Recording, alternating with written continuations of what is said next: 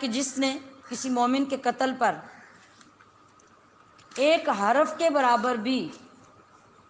قتل کرنے والے کی مدد کی تو وہ قیامت کے دن اللہ کی بارگاہ میں اس حال میں آئے گا کہ اس کی دونوں آنکھوں کے درمیان لکھا ہوگا یہ اللہ کی رحمت سے مایوس ہے۔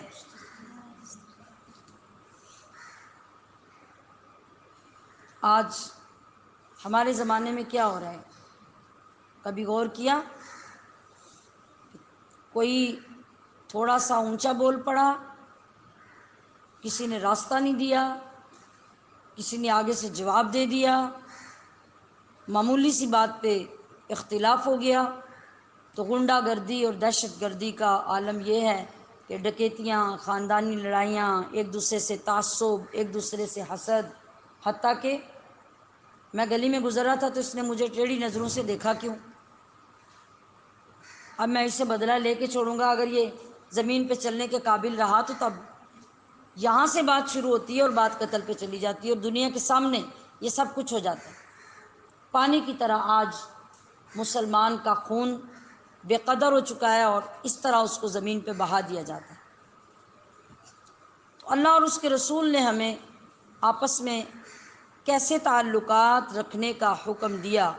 آپ علیہ الصلوۃ والسلام نے فرمایا کہ مسلمان تو ہے ہی وہ جس کے ہاتھ اور جس کی زبان سے دوسرے مسلمان محفوظ رہیں، یعنی کسی مسلمان پر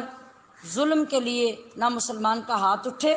اور نہ زبان سے اس کو گالی گلوچ کرے اور اس کی بے عزتی کرے، ورنہ یہ مسلمان ہی نہیں ہے۔ پھر فرمایا کہ تم میں سے کوئی اس وقت تک مومن نہیں ہو سکتا جب تک اپنے بھائی کے لیے بھی وہی پسند نہ کرے جو اپنے لیے کرتا ہے، یعنی اپنی ذات کے برابر ایک مسلمان کو جب آپ ویلیو نہیں دیتے اس وقت تک آپ کا ایمان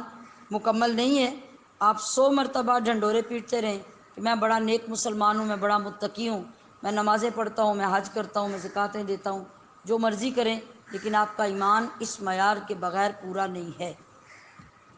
اس کے علاوہ ارشاد ہوا کہ مسلمان کا بھائی ہے، نہ اس پر ظلم کرے نہ اسے حقیر جانے۔ یہ حقیر جاننے کا جو سلسلہ ہے یہ تو ہر جگہ پہ بچپن سے لے کے جوانی اور جوانی سے لے کے بڑھاپے تک یہ جو خاندانوں کی درجہ بندی ہے اور اونچ نیچ جو ہندوؤں سے مسلمانوں نے سیکھا ہے یہ تو آج بھی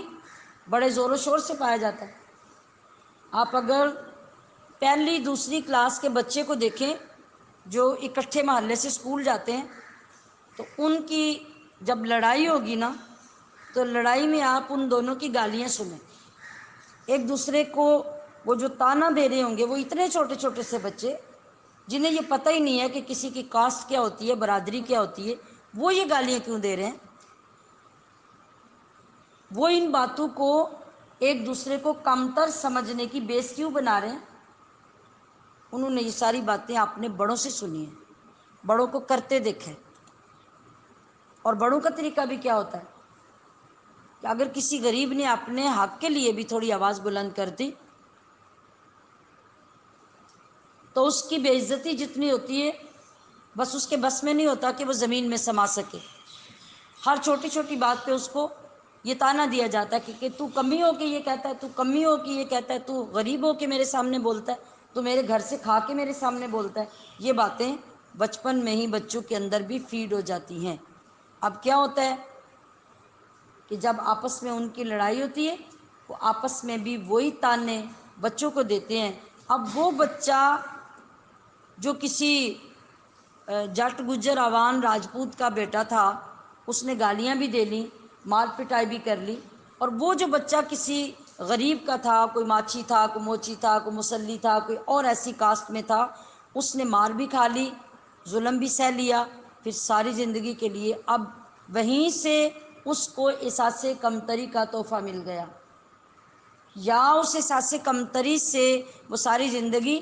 کسی کے آگے سر نہیں اٹھا کے چل سکے گا، یا اس احساس کمتری کا انتقام کا جذبہ اس کے اندر پیدا ہو جائے گا، اور جب وہ انتقام لے گا تو بہت برے طریقے سے لے گا کیونکہ وہ مشتعل ہوا بیٹھا ہوگا۔